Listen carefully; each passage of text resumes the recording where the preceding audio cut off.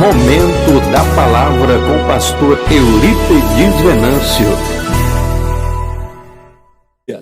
E Sofonias, ele vai estar falando, basicamente, ele vai estar falando sobre profecia, uma profecia sobre a importância da reforma religiosa. A importância da reforma religiosa. Em qual tempo Sofonias escreveu esse livro? Sofonias, no ano 608 a.C., agora ele escreve este livro. Ele, que era um dos profetas que teve o privilégio, a honra de viver em um período de um reinado bastante abençoado. Na época do ministério profético de Sofonias, quem reinava era o piedoso rei Josias, homem abençoado, que no seu tempo, que na sua época ele promoveu uma profunda reforma espiritual e religiosa na nação de Judá. Perceba que esse homem tinha 10 anos de idade quando ele começou a reinar, e por 50 anos reinou ele ali no reino do sul de Judá, cuja a capital era Jerusalém. Então este homem era extremamente piedoso, e esse tempo foi um tempo marcado de grandes desafios, devido à herança maldita deixado por seu avô. E quem era o seu avô? O rei Manassés, um dos mais terríveis e sanguinários reis que já existira na nação de Israel. Nós vamos observar que nesse período específico, o rei Josias, quando ele, nesse seu período, e é nesse período que Sofonias escreve o seu livro, nós vamos observar mais claramente a respeito dessa reforma. Por que é importante esta reforma que Josias empreende nesta época? E por que foi importante este período? Porque mesmo este homem, o rei Josias, tendo tido uma herança maldita, trazida ou deixada pelo seu avô, o Manassés, um dos mais terríveis e sanguinários reis que Israel já tivera, mesmo com todas essas dificuldades, esse homem conseguiu revolucionar a sua época.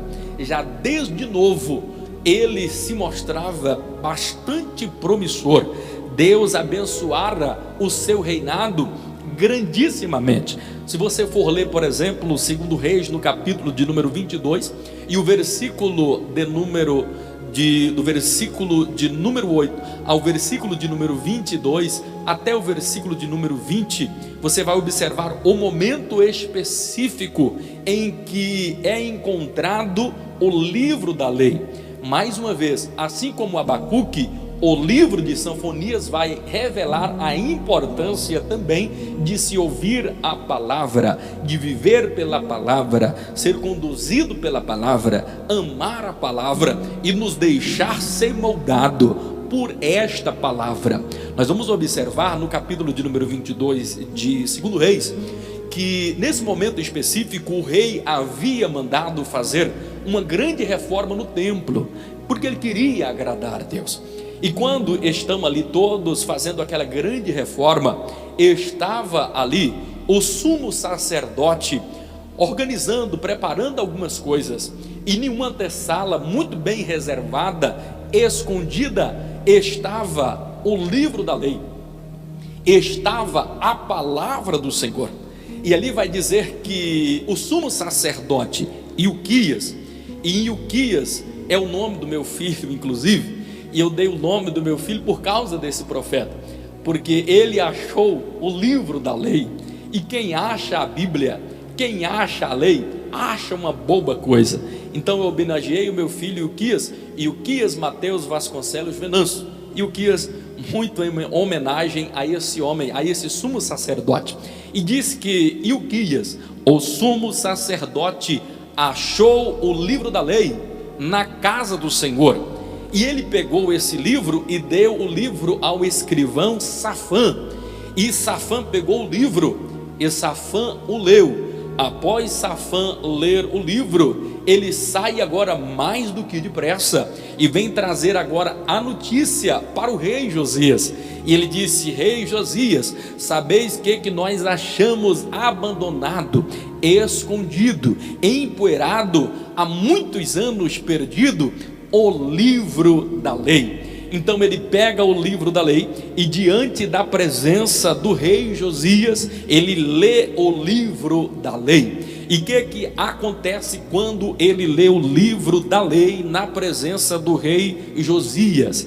Diz-nos a palavra de Deus que o rei Josias se ajoelhou, rasgou as suas vestes, se emocionou e disse: eis que nós estamos vivendo em um grande pecado. Ele agora resolve fazer uma grande reforma espiritual, de tal forma que os postes ídolos foram sendo tirados dos seus lugares, de tal forma que aqueles adoradores de Baal, de Dargon, de Astarote, deuses de outras nações, os altares começaram a ser derribados. Josias agora removeu tudo aquilo que era de imagem, de escultura. Ele retira agora tudo aquilo que profanava o templo, que trazia dissabor ao Senhor, que profanava os oráculos divinos, aquilo que danificava o verdadeiro culto e a verdadeira adoração. Josias agora,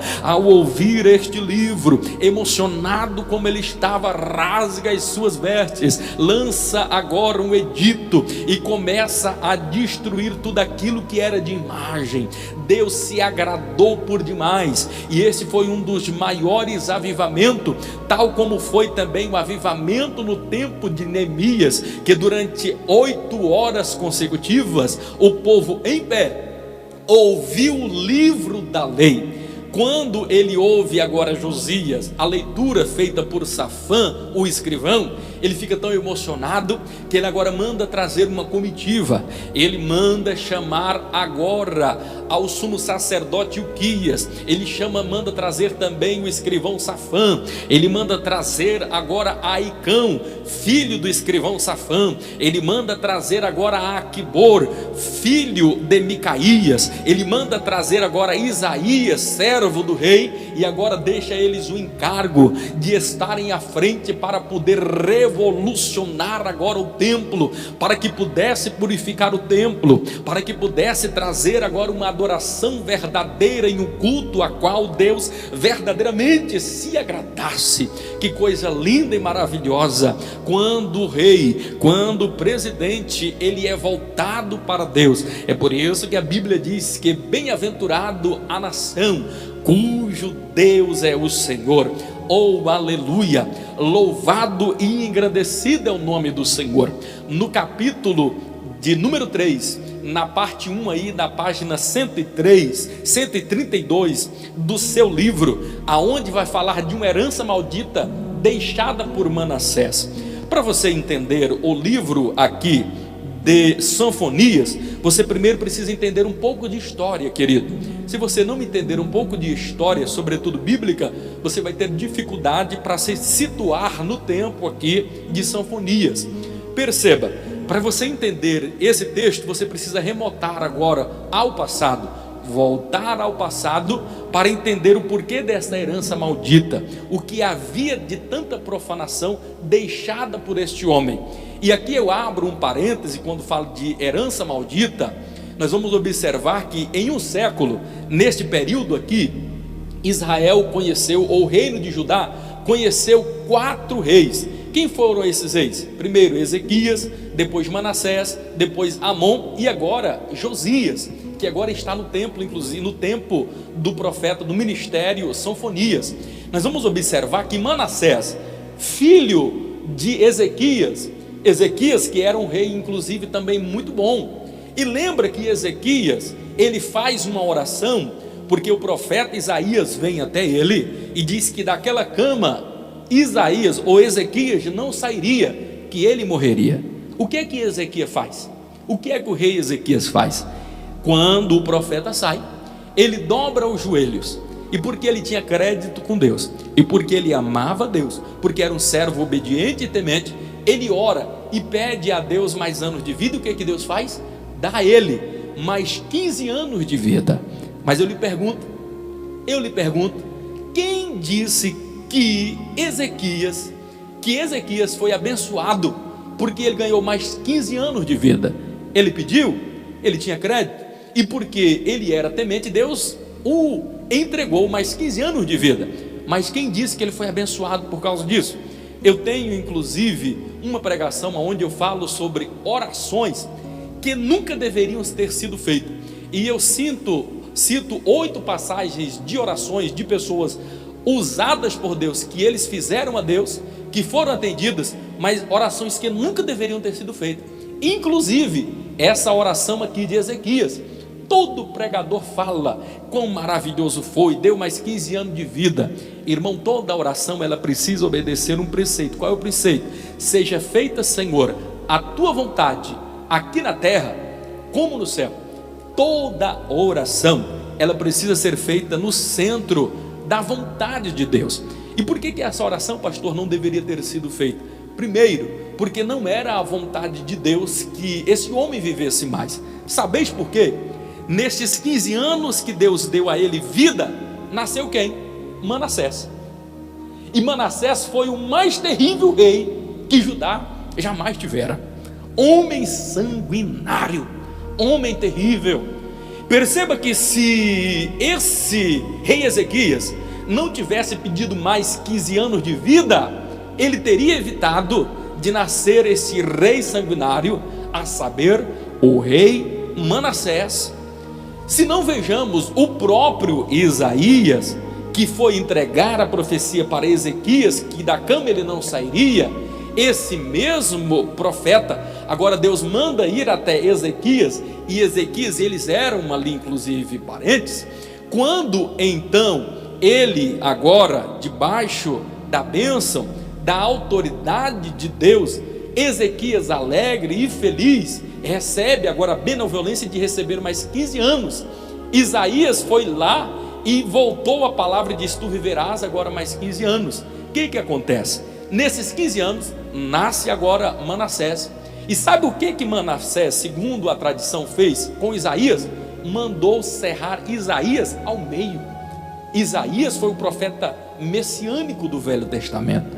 Ninguém falou com tanta clareza a respeito do Messias. Não preciso vos dizer a importância que foi de Isaías no Velho Testamento, sobretudo para os cumprimentos das profecias em Cristo Jesus. Então Isaías, segundo a tradição, foi cerrado ao meio por este sanguinário e terrível rei. Tudo por quê? Ele fez uma oração que não deveria ter sido feita. Ezequias fez uma oração pedindo mais anos de vida, e porque Deus deu a ele mais 15 anos de vida, nesse período nasce Manassés. E Manassés deixa uma herança extremamente maldita. Existem orações que nunca na verdade deveriam ter sido feitas.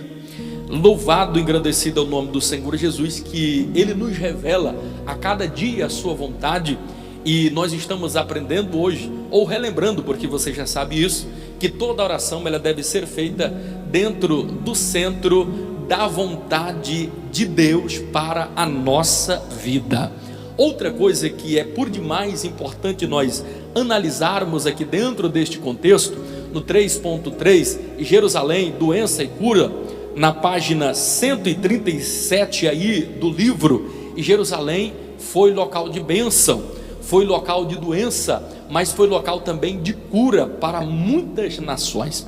Agora, algo que nos chama bastante atenção no livro aqui de Sinfonias, a importância da reforma. E o que fez acontecer a reforma? O que é que foi necessário acontecer para que essa reforma impactasse significativamente, quantitativamente, qualitativamente o modo de vida em Judá, no Reino do Sul? O que aconteceu? Tudo isso começou.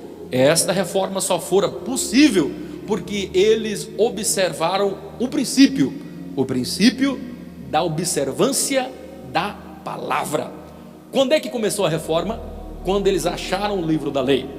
Quando é que começou a reforma espiritual? Quando alguém leu o livro. Quando alguém creu, se arrependeu, se converteu, o rei agora manda fazer esta reforma.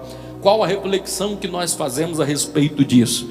Se nós queremos um verdadeiro avivamento, se nós queremos uma vida transformada e mudada, regenerada pelo poder de Deus, nós precisamos fazer como fizera ali o rei Josias, nos voltarmos para a palavra, vivermos segundo a palavra, porque quem vive segundo a palavra não erra, porque quem vive segundo a palavra não peca, porque quem vive segundo a palavra de Deus, ele é abençoado. E ainda quando eu digo assim, não peca, porque quando ele peca, ele sabe que tem um fiel advogado, fiel e justo, que quando ele orar e pedir perdão, Deus está pronto para o ouvir, o perdoar e o abençoar. Quando nós damos crédito e ouvido à palavra, é por isso que você vai observar quando o salmista, no Salmo de número 119, o versículo de número 9, ele vai dizer como purificará o jovem o seu caminho, observando segundo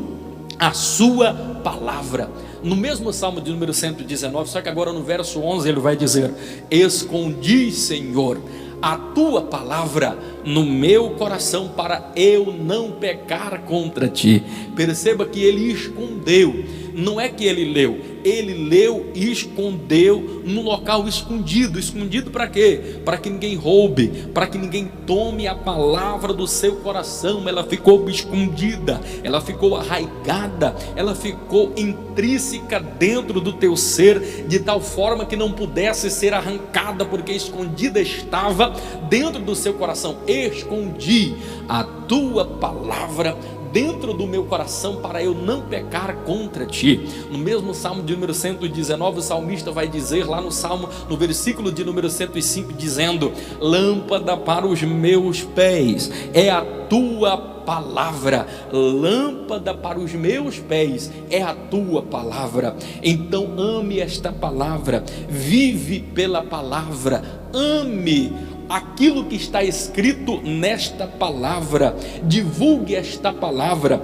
medite nesta palavra, seja transformado por esta palavra. Eu me lembro de muitos pregadores quando ele falava da importância da palavra. Hoje os pregadores já parece que não falam muito mais da importância de se ler, de se meditar na palavra de Deus, mas Deus continua nos dizendo através de sanfonias que o verdadeiro avivamento, que a verdadeira reforma só acontecerá quando nós dermos ouvido à palavra, quando nós ouvirmos esta palavra. Ah, que saudade quando eu ouvia homens, por exemplo, como o pastor Gesiel Gomes, falando a respeito da palavra. Eu ficava empolgado quando ele dizia que a palavra de Deus ilumina, a palavra de Deus é divina, a palavra de Deus impulsiona, a palavra de Deus revoluciona, a palavra de Deus direciona, a palavra de Deus preserva, a palavra de Deus conserva, a palavra de Deus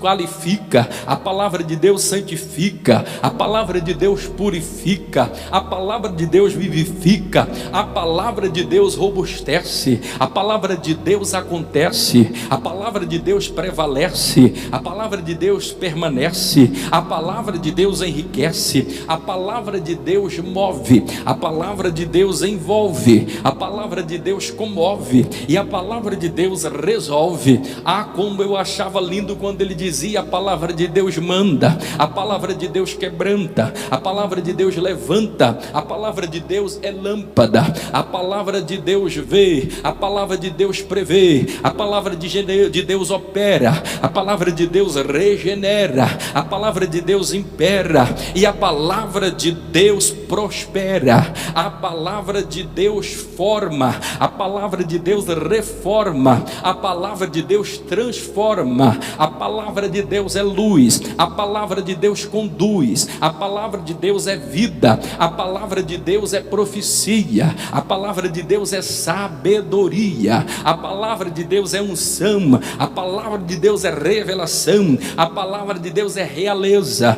a palavra de Deus é riqueza, a palavra de Deus é mantimento, a palavra de Deus é alimento, a palavra de Deus é mandamento, a palavra de Deus é suprimento, e a palavra de Deus é equipamento, a palavra de Deus é pão, a palavra de Deus é azeite, a palavra de Deus é leite, a palavra de Deus é mel, a palavra de Deus vem do céu, a palavra de Deus é espada, a palavra de Deus ela é escudo, a palavra de Deus é bandeira, a palavra de Deus é credencial, a palavra de Deus é estandarte, a palavra de Deus é escudo, a palavra de Deus é cinturão, a palavra de Deus é sandália, a palavra de Deus ataca, mas a palavra de Deus contra-ataca, mas a palavra de Deus também defende, a palavra de Deus esconde, mas a palavra de Deus também revela. Louvado, engrandecido é o nome do Senhor Jesus, porque revelação é o que nos diz a palavra de Deus nos profetas menores. Deus em Cristo Jesus vos abençoe. Um grande abraço a todos vocês seminaristas. Terminamos aqui o nosso terceiro ou a terceira unidade do módulo Profetas Menores. Lembrando, na próxima segunda-feira vamos estar aqui na nossa última aula, agora já falando na quarta unidade, os 3 últimos profetas que nós vamos estar estudando. Tenham todos uma noite abençoada na paz do Senhor Jesus. Grande abraço a todos.